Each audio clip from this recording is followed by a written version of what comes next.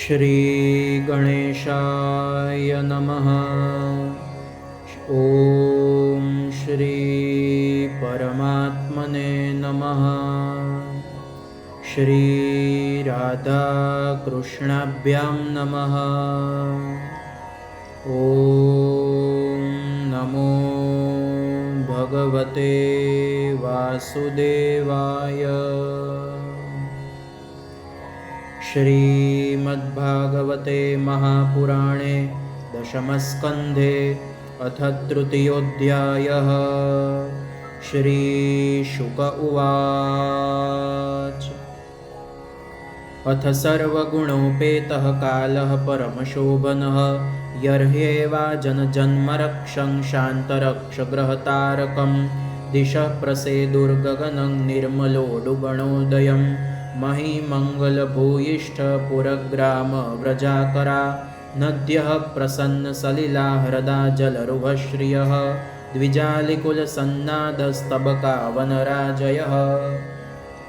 ववौ वायुः सुखस्पर्शः पुण्यगन्धवः शुचिः अग्नयश्च द्विजातीनां शान्तास्तत्र समिन्धत मनांस्यासन् प्रसन्नानि साधूनामसुरद्रुहां जायमाने जने तस्मिन्ने दुर्दुन्दुभयो दिवि जगुः किन्नरगन्धर्वास्तुष्टुवुः सिद्धचारणाः विद्याधर्यश्च ननृतुरप्सरोभिः समं तदा मुमुचुर्मुनयो देवाः सोमनांसि मुदान्विताः मन्दं मन्दं जलधरा जगर्जोरनुसागरं निशिथे तम उद्भूते जायमाने जनार्दने देवक्यां देवरूपिण्यां विष्णुः सर्वगुहाशयः आविरासीत् यथा प्राच्यां दिशिन्दुरिव पुष्कलः तमद्भुतं बालकमम्बुजेक्षणं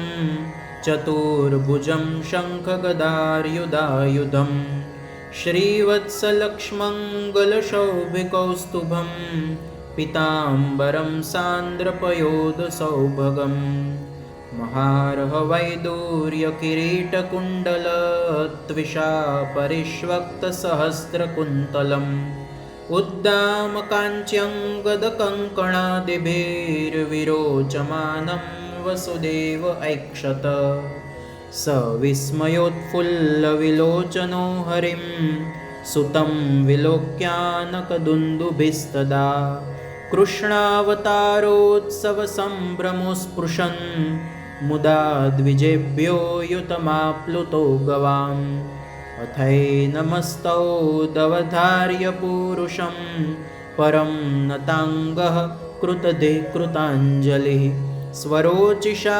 भारतसूतिकागृहं विरोचयन्तं गतभिप्रभाववित् वसुदेव उवाच।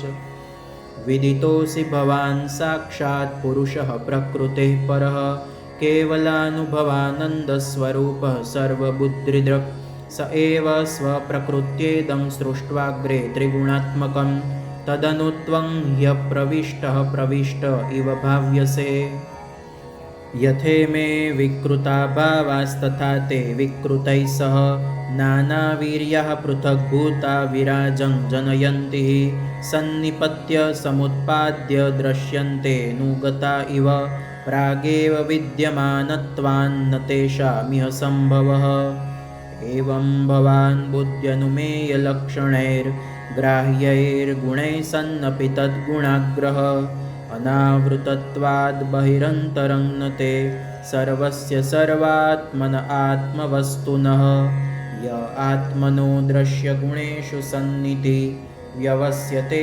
स्वव्यतिरेकतो बुधः विनानुवादं न च तन्मनीषितं सम्यग् यतस्त्यक्तमुपाददत् पुमान् त्वत्तोऽस्य जन्मस्थितिसंयमान् विभो वदन्त्यनीहादगुणादविक्रियात् वैश्वरे ब्रह्मणि नो विरुध्यते त्वदाश्रयत्वादुपचर्यते गुणैः सत्वं त्रिलोकस्थितये स्वमायया बिभर्षि शुक्लं खलु वर्णमात्मनः सर्गाय रक्तं रजसोपबृंहितं कृष्णं च वर्णं तमसा जनात्यये त्वमस्य लोकस्य विभोरिरक्षिषोर्गृहेऽवतीर्णोऽसि ममाखिलेश्वर राजन्यसंज्ञा सुरकोटियूथपैर्निर्व्यूह्यमानानि हनिष्यसे च मुहुः अयं त्वसभ्यस्तव जन्मनो गृहे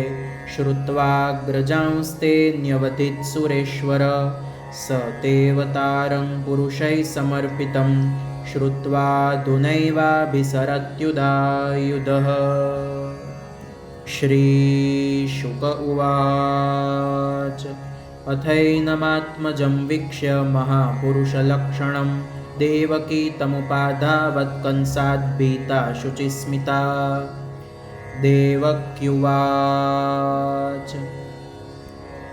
रूपं यत्तत्प्राहुरव्यक्तमाद्यं ब्रह्मज्योतिर्निर्गुणं निर्विकारं सत्तामात्रं निर्विशेषं निरीहं सत्वं साक्षाद्विष्णुरध्यात्मदीपः।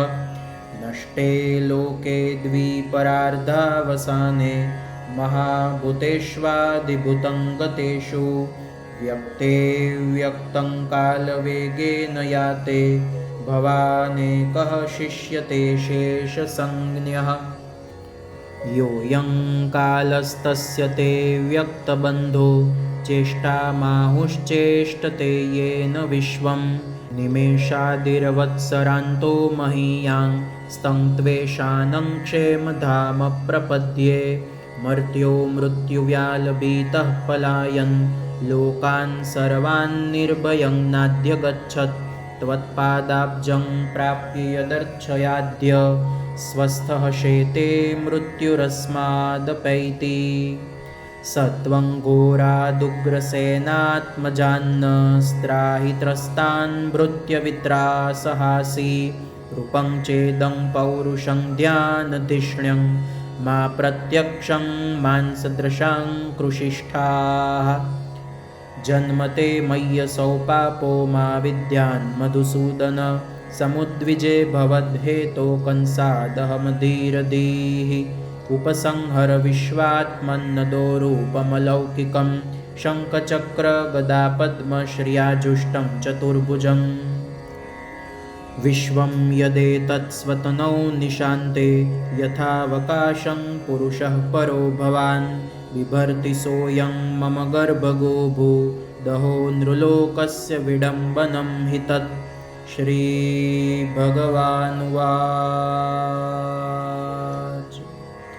त्वमेव पूर्वसर्गे बहुवृष्णिः स्वायम्भुवे सति तदायं सुतपा नाम प्रजापतिरकल्मषः। युवां वै ब्रह्मणादिष्टौ प्रजासर्गे यदा ततः सन्नियम्येन्द्रियग्रामं ते पाथे परमं तपः। वर्षवातातपहिम घर्मकालगुणाननु सहमानौ श्वासरोध विनिर्धूतमनोमलौ शीर्णपर्णानिलाहारावुपशान्तेन चेतसा मत्तः कामान् भिप्सन्तौ मदाराधनमीहतुः। एवं वां तप्यतोस्तीव्रं तपः परमदुष्करं दिव्यवर्षसहस्राणि द्वादशेयुर्मदात्मनोः। तदा वां परितुष्टोह ममुना वपुषानके तपसा श्रद्धया नित्यं भक्त्या च हृदि भावितः। प्रादुरासं वरदराट् युवयो कामदित्सया व्रियतां वर इत्युक्ते मादृशो वाङ्मृतस्सुत। अजुष्टग्राम्यविषया वनपत्यौ च दम्पती न वव्राथेपवर्गं मे मोहितो मम मायया। गते मयि युवां लब्ध्वा वरं मत्सदृशं सुतं ग्राम्यान् भोगान् भुञ्जातां युवां प्राप्तमनोरथौ। अदृष्ट्वान्यतमं लोके शिलौदार्यगुणैः समम् अहं सुतो वामभवं वृष्णिगर्भ इति श्रुतः। तयोर्वां पुनरेवाहमदित्यामास कश्यपात् उपेन्द्र इति विख्यातो वामनत्वाच्च वामनः। तृतीयेऽस्मिन् भवेऽहं वै तेनैव वपुषाथवां जातो भूयस्तयोरेव सत्यं मे व्याहृतं सति। एतद्वां दर्शितं रूपं प्राग्जन्मस्मरणाय मे नान्यथा मद्भवं ज्ञानं मर्त्यलिङ्गे न जायते। युवां मां पुत्रभावेन ब्रह्मभावेन चासकृत् चिन्तयन्तौ कृतस्नेहौ यास्येथे मद्गतिं पराम्। श्रीशुक उवाच। इत्युक्त्वा सिद्धहरिस्तूष्णीं भगवानात्ममायया पित्रो सम्पश्यतो सद्यो बभूव प्राकृतः शिशुः। ततश्च शौरिर्भगवत्प्रचोदितः सुतं समादाय ससूतिकागृहात्। यदा बहिर्गन्तुमियेष तर्ह्यजा या योगमाया जनिनन्दजायया। तया हरतप्रत्यय सर्ववृत्तिषु द्वास्थेषु पौरेष्वपि शायितेष्वथ। द्वारस्तु सर्वापिहिता दुरत्यया बृहत्कपाटाय सकीलशृङ्खलैः। ताः कृष्णवाहे वसुदेव आगते स्वयं व्यवर्यन्त यथा तमोरवेः। ववर्षपर्जन्य उपांशुगर्जितः शेषोन्वगाद्वारिनिवारयन् फणैः। मघो निवर्षत्य सकृद्यमानुजा गम्भीरतो गजमूर्मिफेनिला। भयानका वर्तशताकुला नदी मार्गं ददौ सिन्धुरिव श्रियः पतेः। नन्दव्रजं शौरिरुपेत्य तत्र तान् गोपान् प्रसुप्तानुपलभ्य निद्रया। सुतं यशोदा शयने निधाय तत्सुतामुपादाय पुनर्गृहानगात्। देवक्या शयनेन्यस्य वसुदेवोऽथ दारिकां प्रतिमुच्य पदोर्लोहमास्ते पूर्ववदावृतः।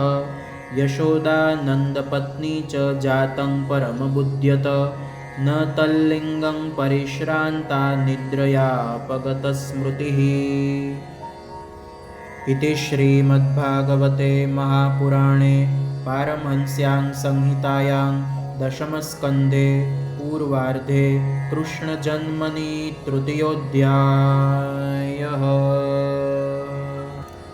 श्रीराधाकृष्णाभ्यां नमः।